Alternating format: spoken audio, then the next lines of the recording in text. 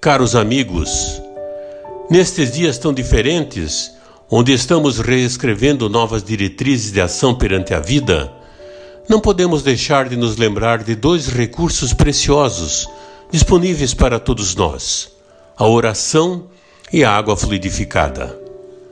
Aproveitemos o ensejo de assistir à palestra pública, que logo entrará no ar, e coloquemos um pouco de água para receber os eflúvios salutares decorrentes da oração e da meditação. Emmanuel, no livro Segue-me, da Lavra Mediúnica de Francisco Cândido Xavier, disse-nos que a prece intercessória e o pensamento de bondade representam irradiações de nossas melhores energias.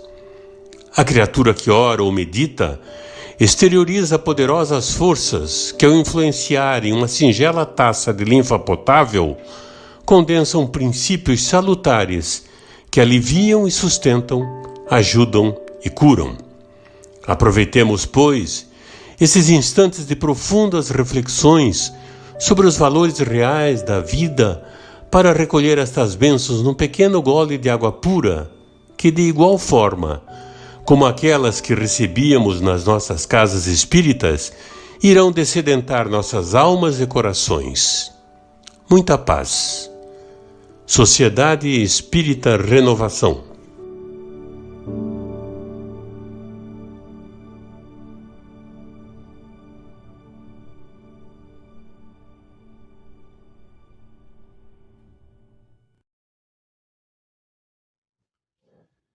Boa noite a todos. Que Jesus nos envolva em clima de fraternidade e de muita paz. Que possamos, a cada reencontro, em nome de nosso Senhor Jesus Cristo, nos sentirmos, muito mais do que reunidos, nos sentirmos unidos ao derredor desta mensagem que nos esclarece e que nos faculta a oportunidade de nos lapidarmos rumo à conquista de novas oportunidades e, com elas, o avanço na direção da plenitude e da felicidade.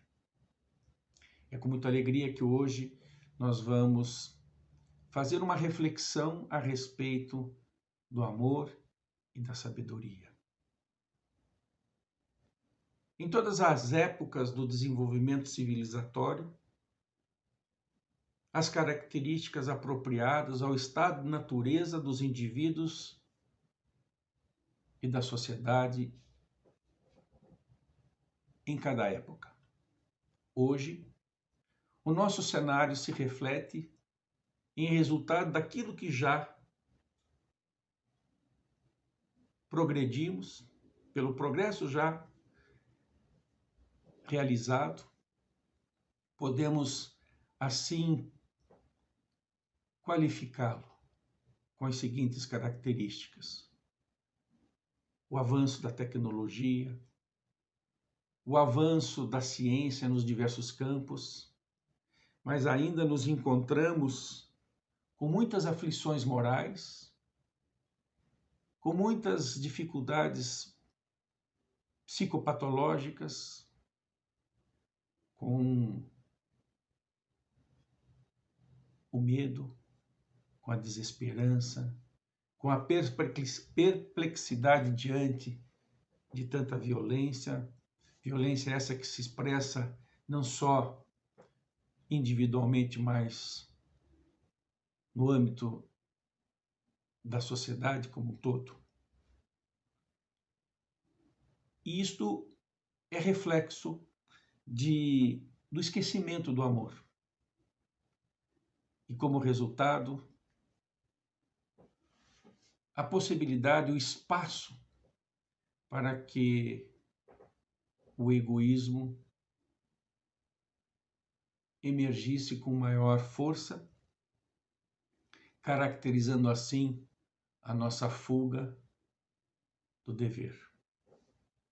6.000 anos de cultura, de ética, de civilização foram abandonados e, como consequência, a perda da nossa consciência do dever. Allan Kardec, o codificador da doutrina espírita, se preocupou com essa temática, com este enfoque do progresso, do estado de natureza, da qualidade do cenário resultante das nossas experiências passadas. E na questão 742, pergunta aos espíritos por que não efetua a civilização todo o bem que poderia produzir. E os espíritos respondem porque os homens ainda não estão aptos nem dispostos a alcançá-lo. Pensando nessa pergunta e na resposta, nós podemos pensar 3 enfoques muito interessantes. Quando da resposta de que ainda os homens não estão aptos e dispostos a alcançá-lo, o progresso que já poderiam, o bem que já poderiam estar fazendo, este ainda significa que é um estado transitório, de momento presente. Muito embora tenhamos promovido o desenvolvimento e o progresso intelectual, mas não desenvolvemos o progresso moral.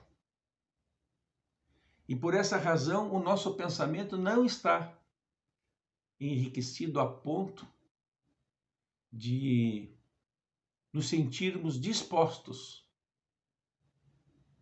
a fazer um projeto de transformação interior. Por isso que não estamos aptos para aplicá-los. Ainda nos encontramos num estágio de privilegiar as sensações. Em O Evangelho segundo o Espiritismo, no capítulo 11, nós encontramos que a seguinte citação, que no início o homem só tem instintos. Avançado e corrompido, tem sensações. Instruído e depurado, o homem tem sentimentos. Então, para que a gente possa compreender este ainda, nós temos que pensar na lei do progresso, que ele não se dá de um momento para o outro.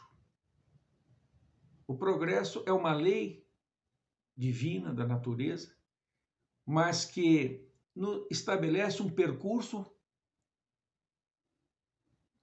sobre o qual nós precisamos adquirir no tempo as experiências, as vivências para o desenvolvimento do nosso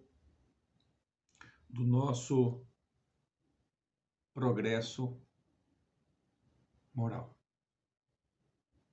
Em O Evangelho, no capítulo 11, página 156, os Espíritos nos apresentam uma definição sobre o sentimento, que é o resultado do estágio da instrução e da depuração.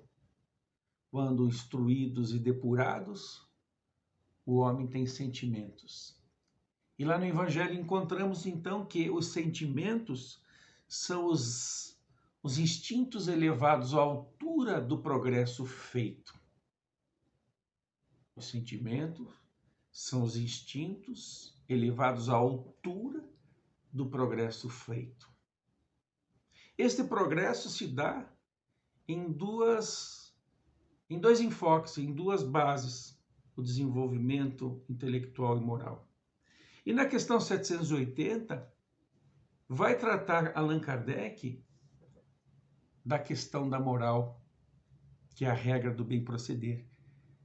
O homem, neste momento em que nos encontramos como civilização, como sociedade, já atingiu um progresso intelectual, não associados ao progresso e ao desenvolvimento moral. E quando Kardec assim o faz aos espíritos, perguntando-lhes: o progresso moral acompanha sempre o progresso intelectual? E os espíritos lhes respondem: decorre deste. Ou seja, o progresso moral, ele é resultado do progresso intelectual. Mas nem sempre o segue imediatamente. Isso quer dizer que no processo de nessa viagem que fazemos à plenitude, à felicidade, nós temos em estágios distintos o aprendizado intelectual e depois o aprendizado moral, as duas asas que nos fazem ir para a frente e para o alto. Então, ainda há a necessidade do tempo para que esse progresso possa acontecer. A evolução, ela não dá saltos. Do átomo ao arcanjo, todos passarão. Nós já passamos, então, pelo estado mineral, vegetal, animal. Hoje nos encontramos no estágio hominal da razão, na condição de espíritos, rumando para o estágio angelical. Esse estado de natureza, ele pode ser qualificado com características predominantes do egocentrismo, do egoísmo, mas ainda muito pouco adentramos a característica do nosso proceder, do nosso viver no campo do altruísmo. O egocêntrico é aquele que exige a atenção de todos, que todos lhe atendam às suas necessidades e exigências, todos. O egoísta já não exige tanto a atenção dos outros, mas pensa só em si.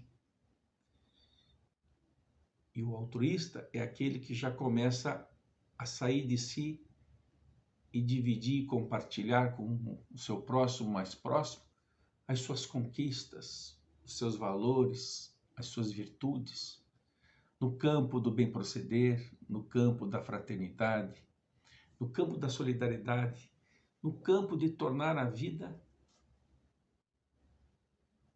mais fraterna.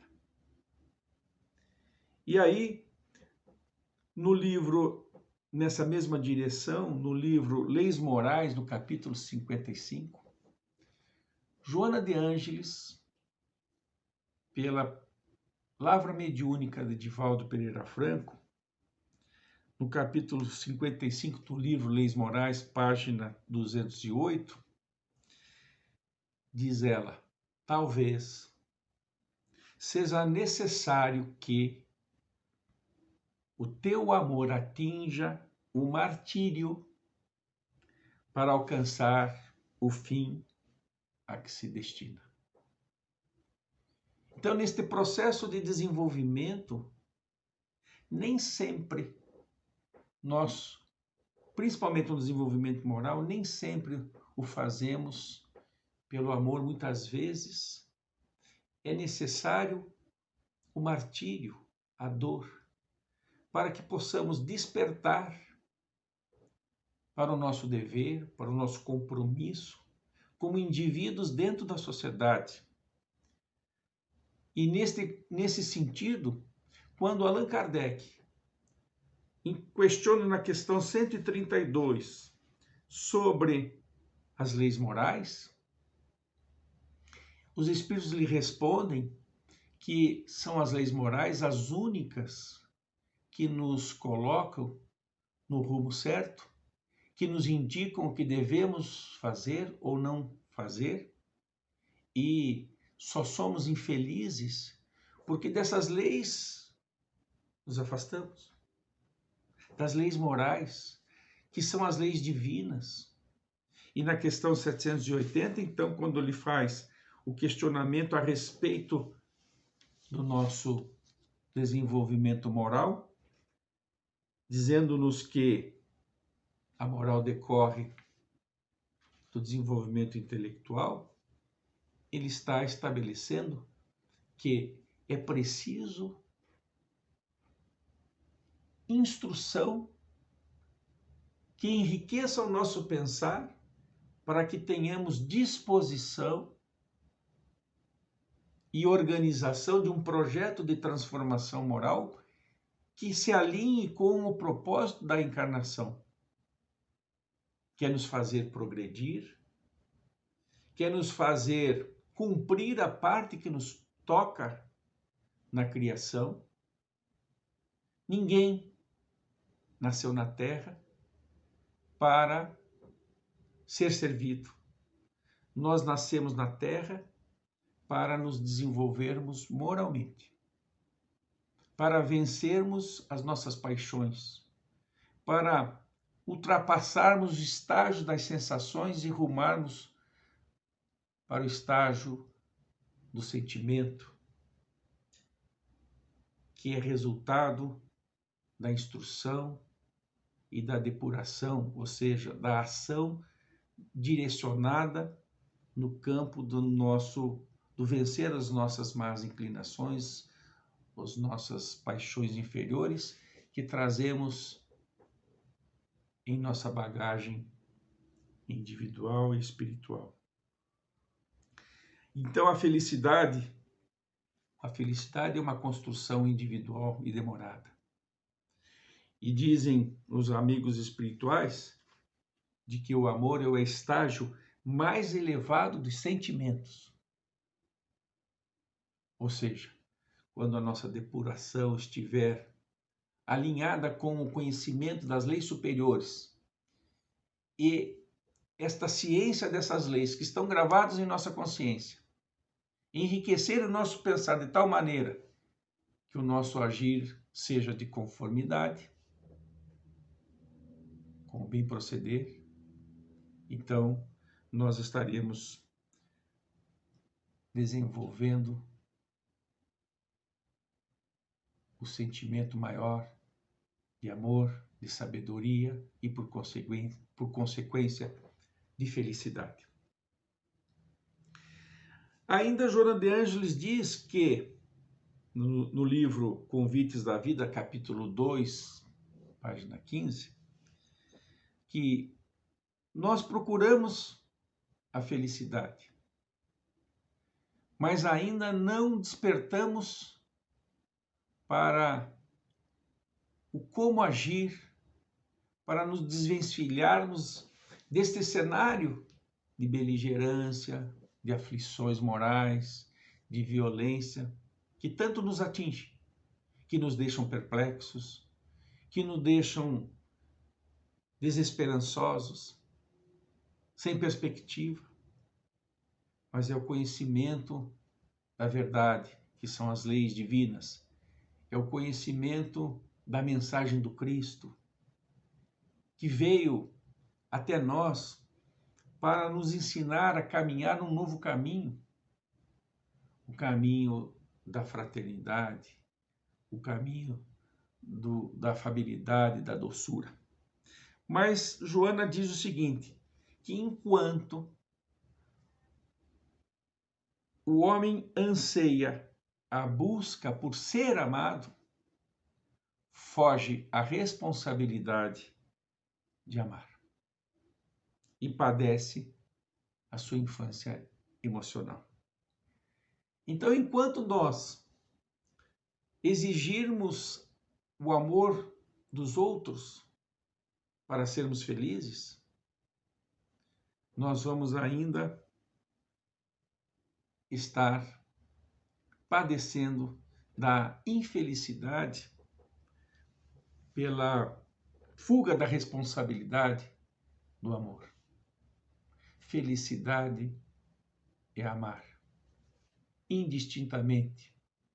E a maior expressão do amor é a caridade. Então, na questão 614, quando Kardec se refere à questão dessas leis naturais que nos ensinam o caminho da verdade, da vida verdadeira e do amor, que foram objetos da vontade do Pai, apresentadas por Jesus como mestre, que foi mestre vivo, exemplo vivo entre nós.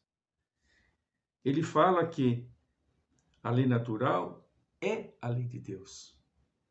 Ela está engrafada em nossa consciência.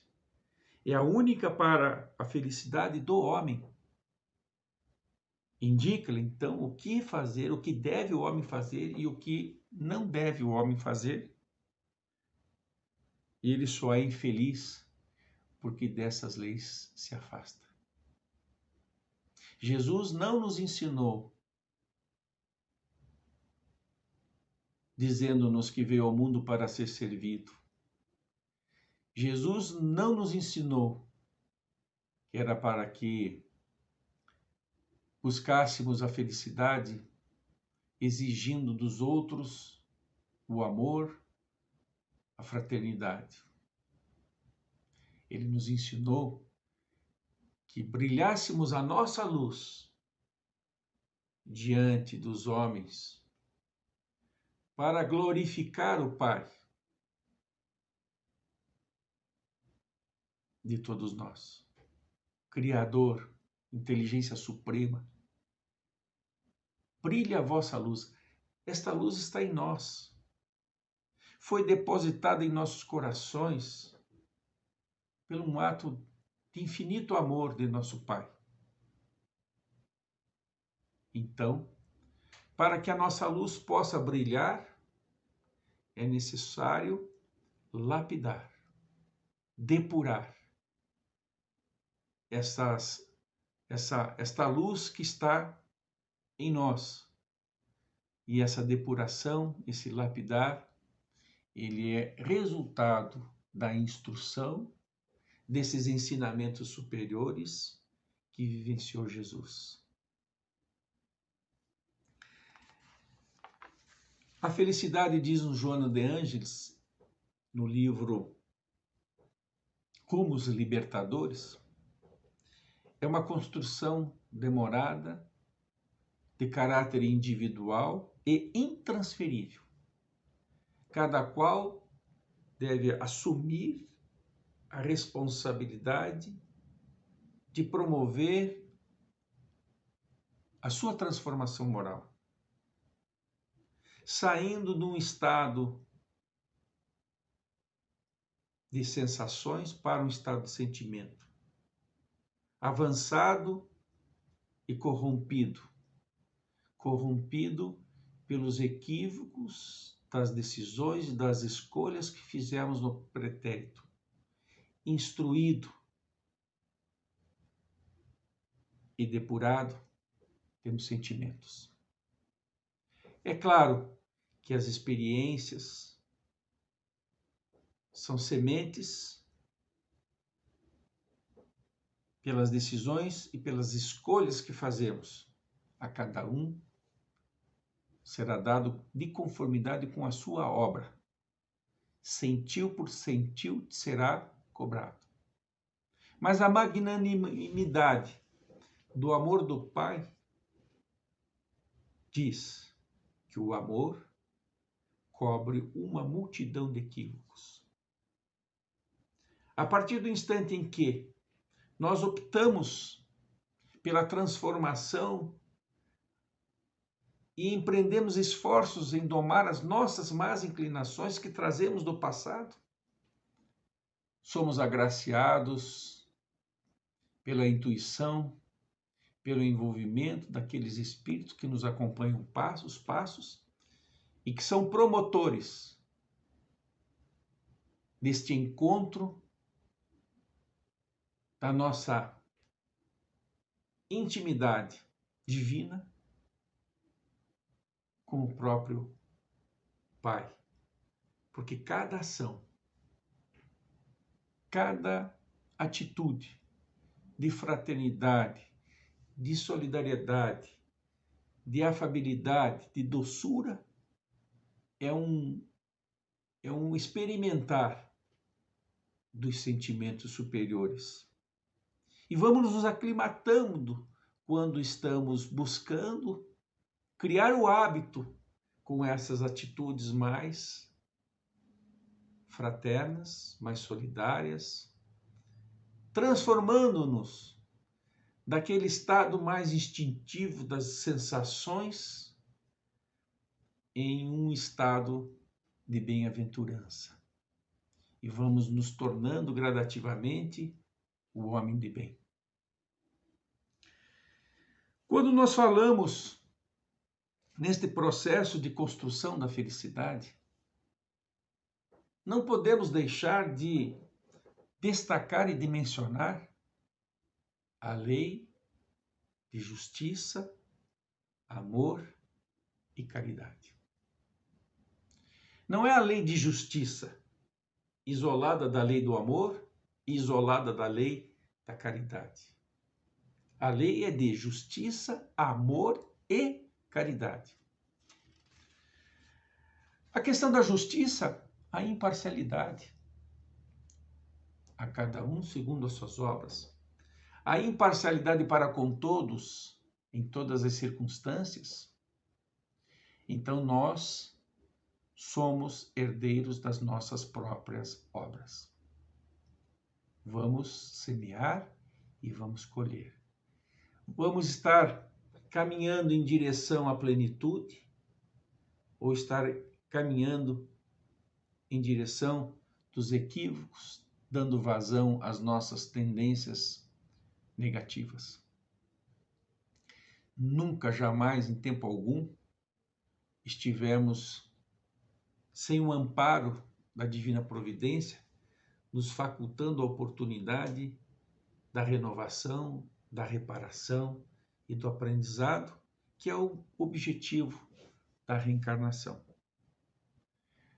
A lei de amor, dizem os espíritos, que o amor é o sentimento por excelência. Esse sentimento, ele é fruto da instrução e da depuração. É o sentimento por excelência. E dizem os espíritos que a caridade é o resumo, ela resume todas as nossas obrigações, os nossos deveres para com o nosso próximo.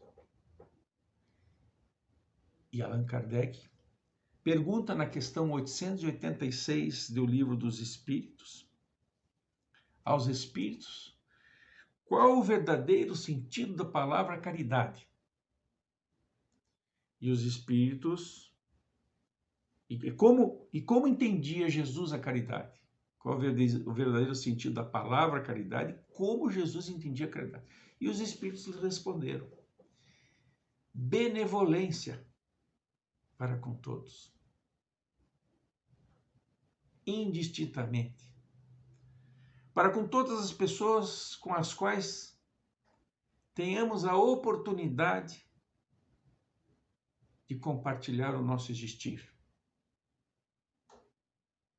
Ora, na condição de poder contribuir com o nosso progresso já realizado, com os nossos valores, com nossa capacidade intelectiva, e ao mesmo tempo estivermos à disposição de um pensamento enriquecido com essas leis superiores, de sabermos aprender com aqueles que estão à nossa frente.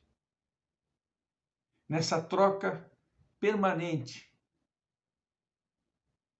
de cada um dentro de um processo civilizatório. nós estamos juntos, crescendo juntos, um ajudando o outro, mas a disposição, que significa a organização e o planejamento de um projeto de vida, essa disposição, ela é resultado de um pensamento enriquecido para tal direção.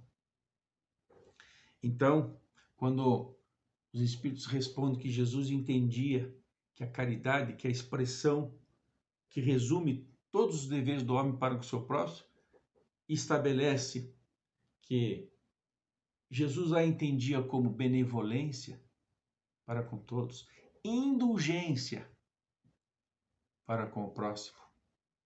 Ser indulgente significa você compreender que cada um de nós estamos lutando para vencermos as nossas dificuldades, as nossas paixões, ao tempo em que estamos inseridos dentro de um contexto social adredemente planejado pela lei da reencarnação, que nos faculta a oportunidade da reparação, do resgate,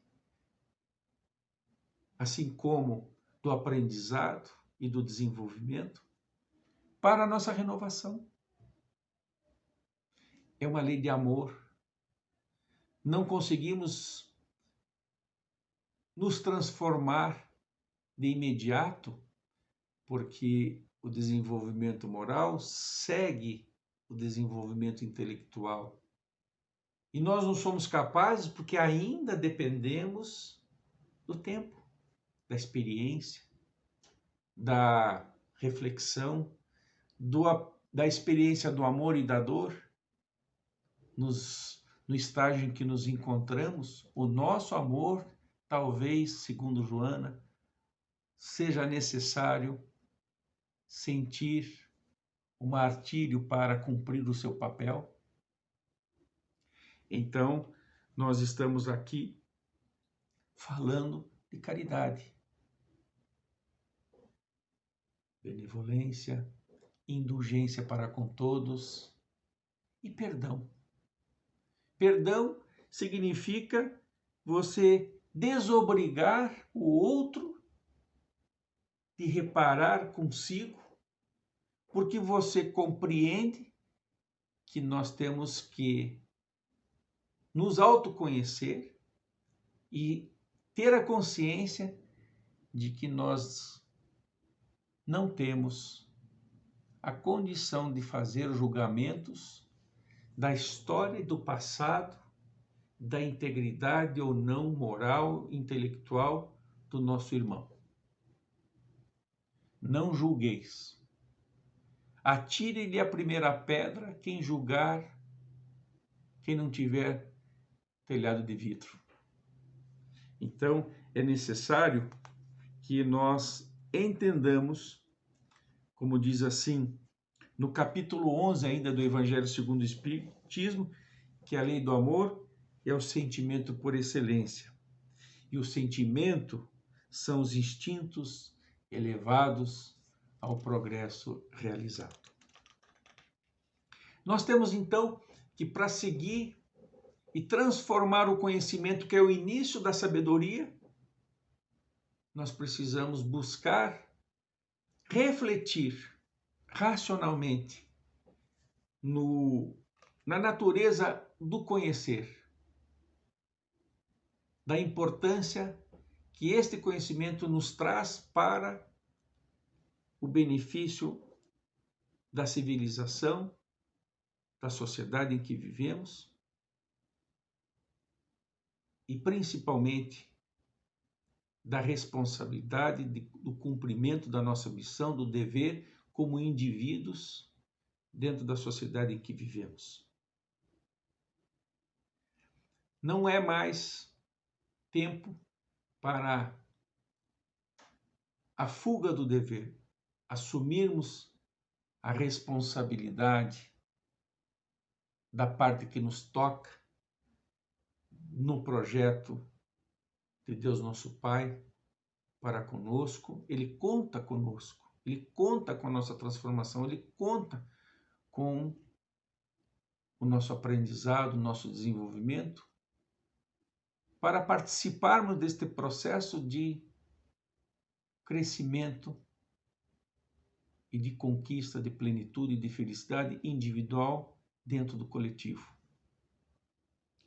Jesus teve uma grande missão: nos ensinar o caminho do amor, vivenciando as leis imutáveis, naturais, criadas por Deus, que estabelecem a harmonia do universo em todas as épocas, para todo sempre, e nós estamos inseridos neste contexto porque somos criaturas que temos começo e não teremos fim.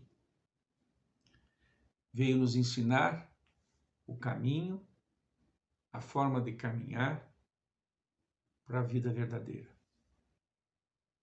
Suas lições não são poucas.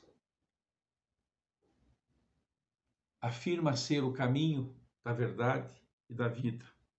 Afirma que veio viver no mundo sem ser do mundo, exemplificando o amor, o perdão, a fraternidade, a bondade, a benevolência, a indulgência, a misericórdia para com as dificuldades e limitações do próximo, o perdão.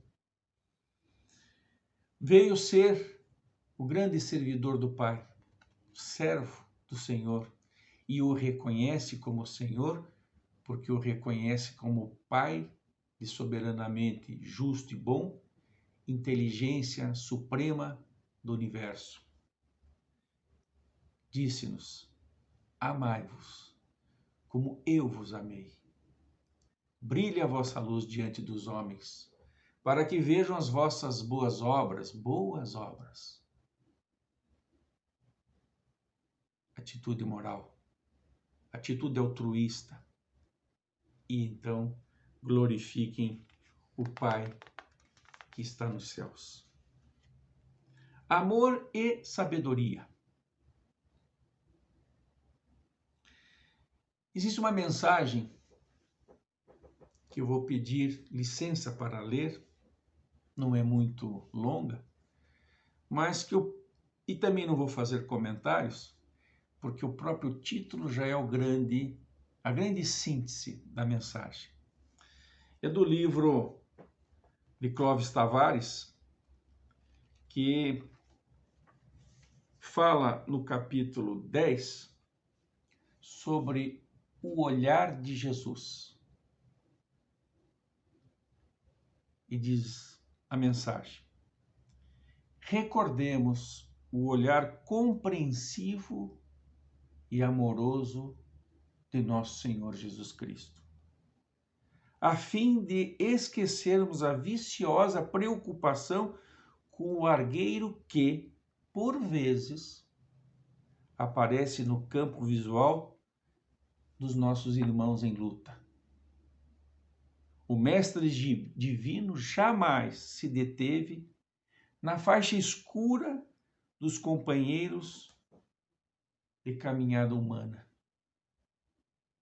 Em Bartimeu, o cego de Jericó, não encontra o homem inutilizado pelas trevas, mas sim o amigo que poderia tomar a ver, restituindo-lhe desse modo a visão que passa, de novo, a enriquecer-lhe a existência. Em Maria de Magdala, não enxerga a mulher possuída pelos gênios da sombra, mas sim a irmã sofredora, e por esse motivo restaura-lhe a dignidade própria, nela plasmando a beleza espiritual renovada que lhe transmitiria mais tarde a mensagem divina da ressurreição eterna. Em Zaqueu, não identifica o expoente da usura ou da apropriação indébita, e sim o missionário do progresso, enganado pelos desvarios da posse e, por essa razão, devolve-lhe o trabalho, o raciocínio, a administração sábia e justa. Em Pedro, no dia da negação, não repara o cooperador enfraquecido, mas sim o aprendiz invigilante, a exigir-lhe compreensão e carinho. Por isso, transforma-o, com o tempo, no baluarte seguro do evangelho nascente, operoso e fiel, até o martírio e a crucificação. Em Judas, não surpreende o discípulo ingrato, mas sim o colaborador traído pela própria ilusão e, embora sabendo fascinado pela honraria terrestre, sacrifica-se até o fim, aceitando a flagelação e a morte para doar-lhe o amor e o perdão, que estenderiam pelos séculos, soerguendo os vencidos e amparando a justiça das nações. E finaliza assim: busquemos algo do olhar de Jesus para os nossos olhos.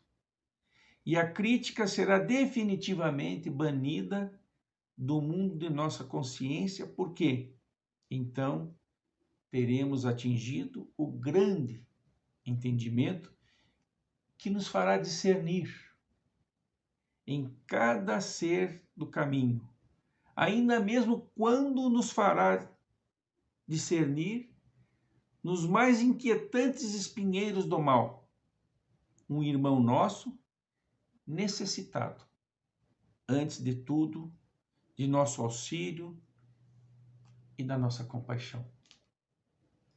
Isto é sabedoria, este olhar apreciativo, este olhar que identifica as oportunidades de cada hora, de cada momento, de cada dia, de cada instante, no encontro da vida de relação.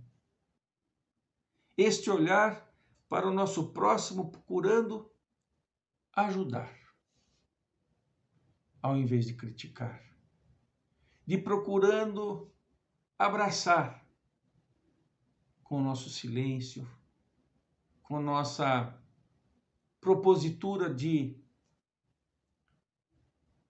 ajudá-lo a enxergar as bênçãos de cada momento, a vida verdadeira, o esclarecimento, a luz, a paz interior. André Luiz, Espírito, tem uma frase lapidar que nos diz: quando nós identificarmos as limitações do próximo, não temos o direito de criticar, mas temos o dever de ajudar. É este olhar fraterno, solidário, em todos os instantes das oportunidades que temos na Terra, que nos faz caminharmos no rumo certo, da maneira certa, seguindo não só as pegadas, mas o olhar de Jesus, este olhar que nos ajuda a nos depurarmos, a lapidarmos a luz que está contida dentro de nós. E assim fazendo, podemos nos transformando.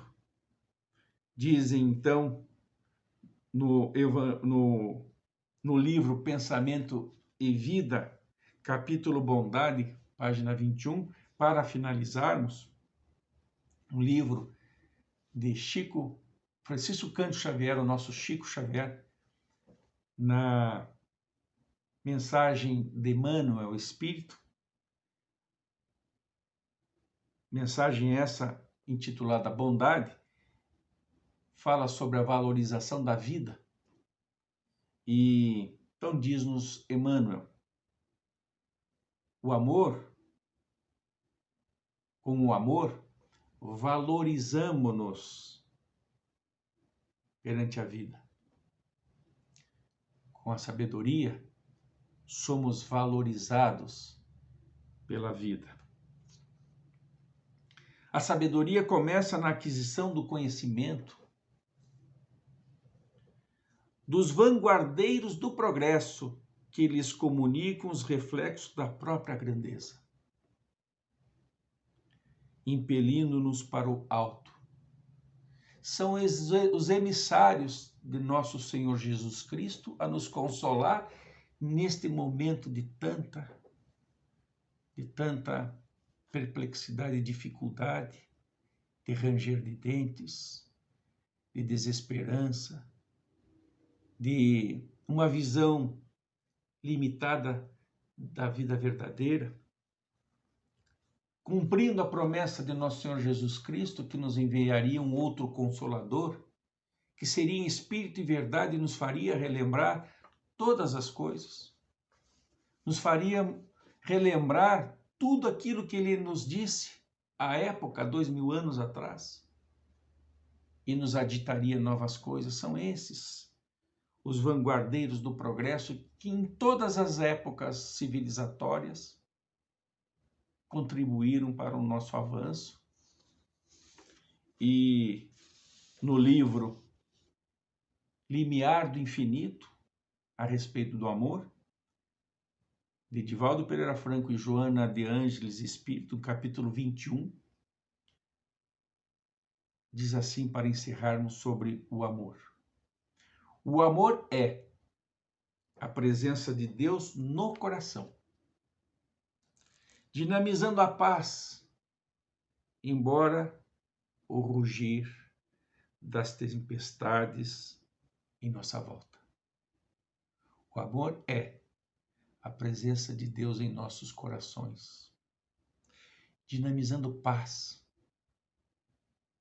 embora o rugir das tempestades em nossa volta. Que Jesus nos envolva sempre neste clima de amorosidade, de fraternidade, que com Ele e com as suas lições possamos olhar para o nosso próximo, um olhar de amor, um olhar de irmão, e assim possamos nos desvencilhar das nossas paixões e possamos igualmente nos aclimatar aos sentimentos superiores da vida, comungando numa atmosfera, num clima de eflúvios balsâmicos criados por essas expressões, por essas atitudes solidárias e fraternas. Muita paz a todos, que sejamos sempre a expressão viva ao nos dizermos cristãos, pelos nossos exemplos, pelos nossos esforços em domarmos as nossas más inclinações e pela firme propósito e determinação de buscarmos, pela instrução, o lapidar da nossa intimidade, para que a expressão do nosso sentimento seja o amor. Muita paz a todos. Até a próxima oportunidade.